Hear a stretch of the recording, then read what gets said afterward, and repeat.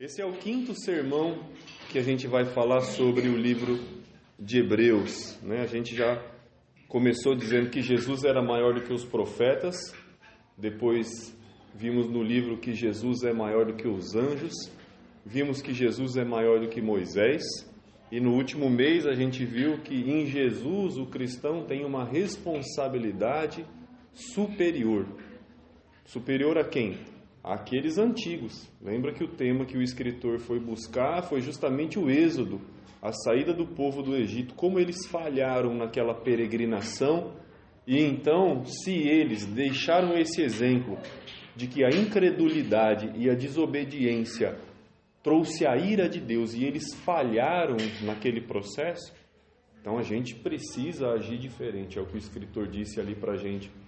Nós temos uma responsabilidade ainda maior. Se os seguidores de Moisés, ao descumprir os mandamentos, foram punidos, né? Ao agir com indiferença, com falta de fé, foram punidos, o que vai ser de nós se agirmos assim em relação a Jesus? Esse foi o tema da última vez.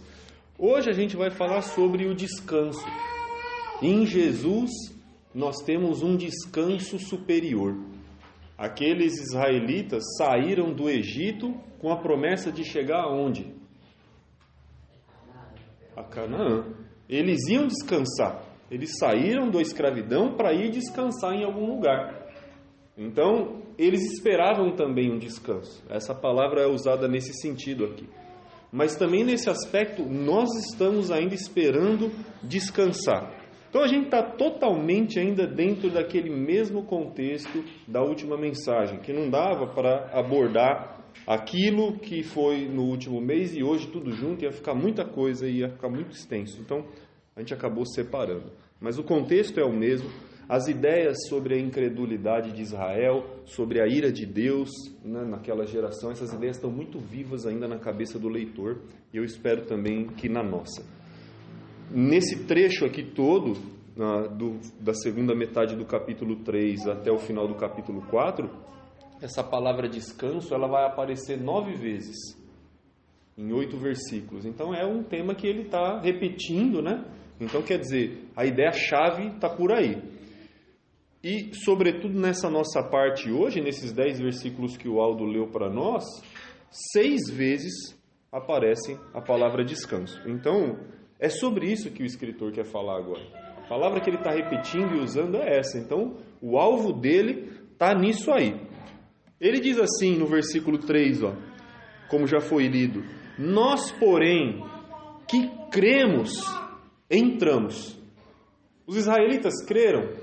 Não, eles falharam, então eles não entraram. Mas o escritor diz: nós, porém, que cremos, entramos. Então, a fé, vamos dizer assim, ela é a credencial para acessar o descanso de Deus.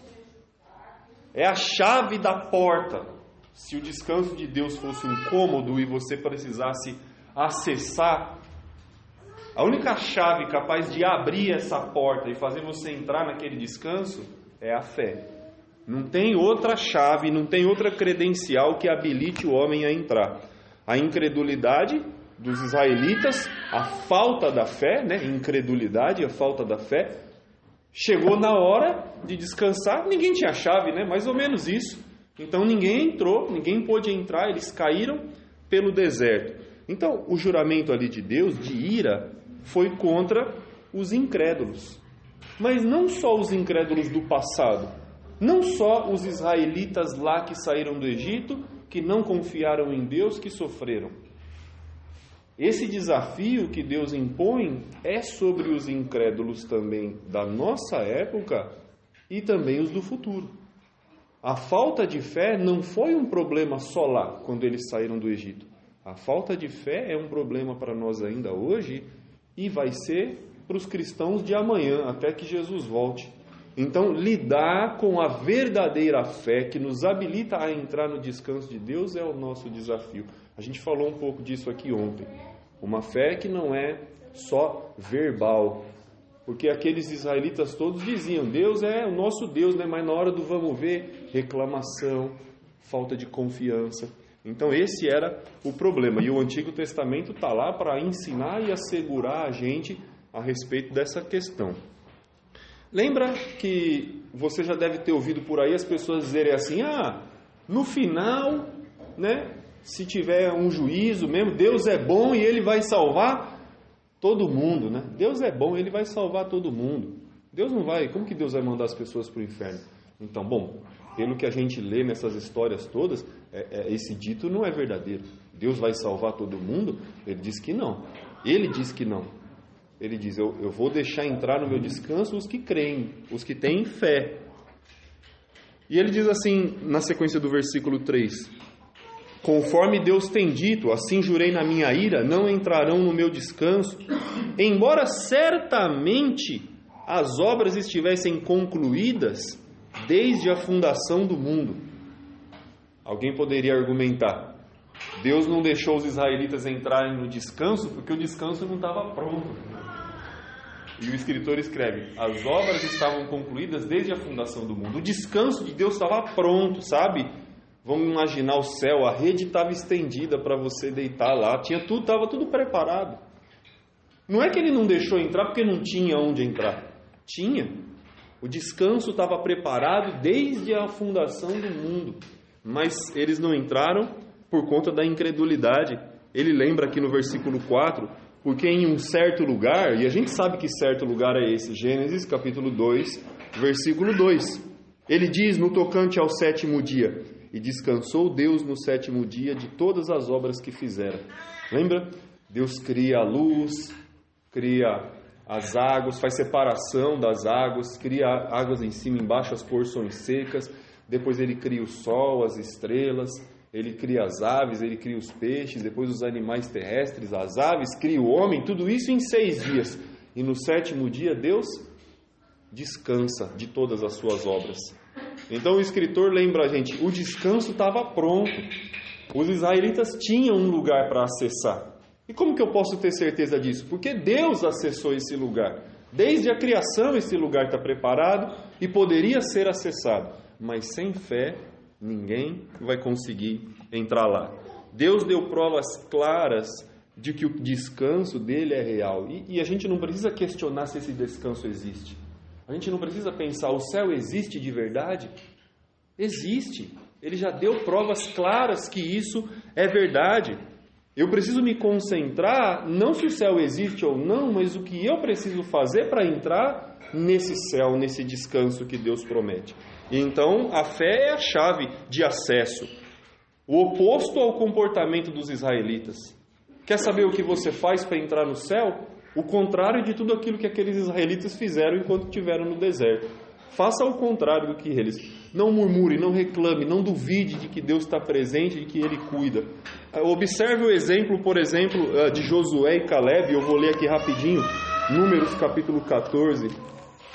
Se você já leu aquela semana que eu mencionei, você vai lembrar. Em Números capítulo 14, logo depois que os israelitas, 12 espias, voltam da terra, de avistar a terra prometida, eles dão um relatório, né? 10 espias, nós vamos morrer, lá tem gigantes e tal. Mas Josué e Caleb têm a chave do descanso de Deus. Eles têm a fé necessária. Então, Números capítulo 14 diz assim, a partir do versículo 5. Então Moisés e Arão caíram sobre o seu rosto perante a congregação dos filhos de Israel. Logo depois que os espias dão essa notícia de que lá moram gigantes e que a terra eles vão ser assolados, a nação começa a reclamar com Deus, reclamar com Moisés, chorar, se desesperar, quer voltar para o Egito. E diante dessa cena, Moisés e Arão caem de joelhos, começam a chorar. E então, aí é esse texto que a gente está lendo, versículo 6. E Josué, filho de Num, um dos 12 espias, e Caleb, filho de Jefoné, também outro dos 12 espias, dentre os que espiaram a terra, rasgaram as suas vestes. Lembra? No Antigo Testamento, rasgar as vestes era um sinal de angústia, de revolta. Quando você estava extremamente decepcionado com alguma coisa, era o sinal de que você rasgar as vestes. Versículo 7. E então eles falaram a toda a congregação dos filhos de Israel, dizendo: a terra pelo meio da qual passamos a espiar é terra muitíssimo boa. Se o Senhor se agradar de nós, então nos fará entrar nessa terra e nos dará, terra que mana leite e mel. Tão somente não sejais rebeldes contra o Senhor e não temais o povo dessa terra, porquanto como pão o podemos devorar. Retirou-se deles o seu amparo. O Senhor é conosco, não os temais. Então Josué, Calebe, Moisés, eles tinham a fé, eles tinham a chave, eles estavam prontos para entrar no descanso. E é a atitude que nós precisamos para entrar no descanso. Essa confiança diante da adversidade, essa confiança diante do impossível, de saber que se Deus quiser, Ele vai nos fazer sobrepor essa etapa, essa barreira. Dê confiança em Deus no trajeto que nós percorremos e no destino também aonde queremos chegar. De que Deus é provedor de tudo que você precisa, de tudo que os israelitas precisaram. O que eles precisavam? Comida? Tem. Segurança? Tem. Proteção? Tem. Suprimento? Tem. Cuidado? Tem. Tudo. E com a gente não é diferente. E os que creem é que estão entrando. Os nossos irmãos que já morreram, todos eles, do cristianismo, desde o primeiro século até agora, Pedro, Paulo, João, todos os irmãos da igreja que não são conhecidos e que nem estão relatados na Bíblia, que já morreram com a fé, entraram no descanso de Deus. E nós estamos caminhando para entrar. E se guardarmos a fé, entraremos. Deus é fiel, Ele prometeu. Olha que interessante, ele diz aqui na sequência, a partir do versículo 5, né? E novamente no mesmo lugar não entrarão no meu descanso, visto porém, resta entrarem alguns. Não entrou todo mundo ainda. Resta entrarem alguns nele, e que, por causa da desobediência, não entraram aqueles aos quais anteriormente foram anunciadas as boas novas. De novo determina certo dia, hoje, falando por Davi, muito tempo depois, segundo antes fora declarado, hoje se ouvirdes a sua voz, não endureça o vosso coração. O texto diz para a gente que Davi, 400 anos depois, talvez 450 anos depois do evento no deserto, né? Porque eles saem do Egito, é mais ou menos 1447, 1450, e Davi é um rei do primeiro milênio. Davi começa a reinar no ano 1010, são 450 anos depois. Davi fala assim, hoje as portas ainda estão abertas. Então quer dizer que elas não se fecharam. O descanso de Deus não foi uma porta que se abriu para os israelitas, mas quando eles decidiram não entrar, essa porta se fechou e ninguém mais entra. Não é assim. A porta do descanso de Deus ainda convida a mim e a você a participar. Resta alguns entrarem, ele vai dizer. Isso, quando eu leio esse texto, sabe o que me lembra? Parábola de Jesus. Parábola, duas pelo menos, uma das bodas e outra da parábola do grande banquete, que diz assim que um rei fez uma festa muito grande, convidou um monte de gente para participar daquela cerimônia, daquele banquete, e ficou avisado. No dia que o banquete ia acontecer, ele manda o seu servo chegou o dia do banquete. Aí o servo chega para levar o primeiro, chegou o dia do banquete, rapaz, não vai dar para eu ir no banquete, que eu casei. O outro fala assim, não vai dar para ir no banquete, porque eu comprei uns bois aí, eu vou ter que ver como que eles são. Aí os servos voltam para casa e falam para o seu senhor, o pessoal que você convidou não está querendo vir para a festa. Lembra dessa parábola? Mateus 22. E então o rei diz assim, o anfitrião do banquete fala assim, olha, sai pelas ruas e convida quem você encontrar. Pega pelo caminho aleijado, coxo, doente, miserável. Quem você encontrar por aí, pega e traz. Mas a minha festa não vai ficar vazia.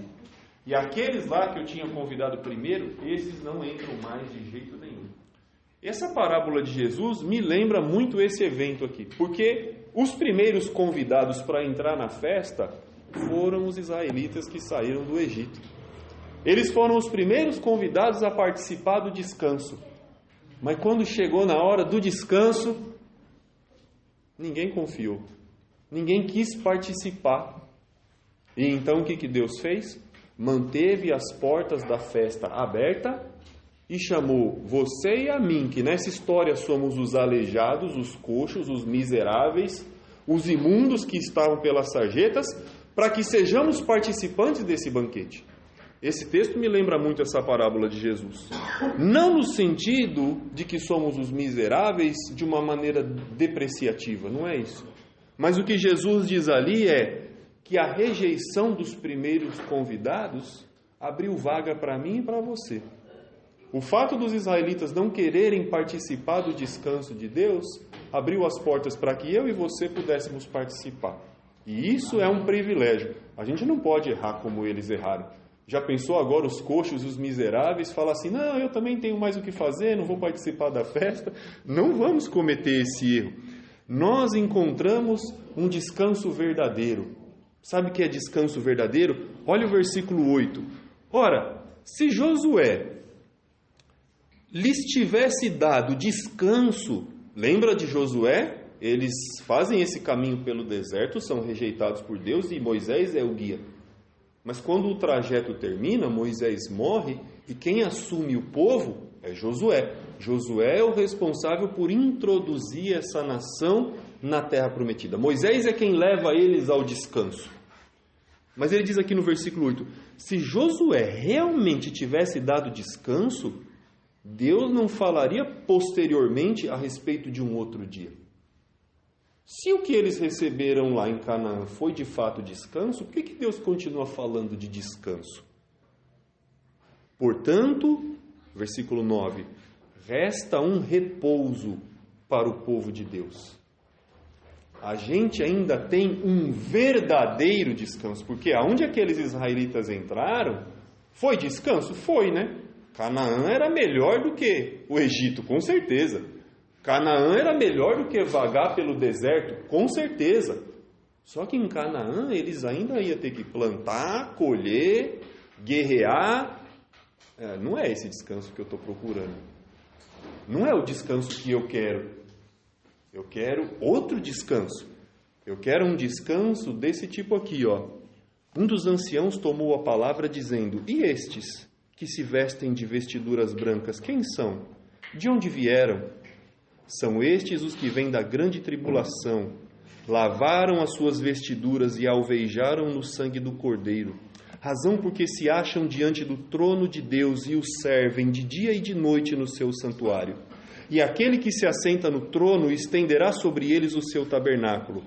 Jamais terão fome, nunca mais terão sede, não cairá sobre eles o sol nem ardor algum, pois o Cordeiro que se encontra no meio do trono os apacentará e os guiará para as fontes da água da vida, e Deus lhes enxugará dos olhos toda lágrima. Apocalipse 7, do 13 ao 17. Esse é o descanso que eu procuro, e esse é o descanso que você procura. Aquilo que Deus promete em Canaã é uma sombra de um descanso. Canaã é melhor do que o Egito, não tenho dúvida. Canaã é melhor do que o deserto, não tenho dúvida. Mas Canaã não é um descanso definitivo. Canaã ainda é vida, é luta, é sofrimento, é guerra. Mas o que eu e você procuramos, um descanso que eu e você procuramos, é o céu. E é para lá que Deus está convidando a gente para entrar. E esse descanso, eu vou dizer, vale o nosso esforço. O céu vale o nosso esforço.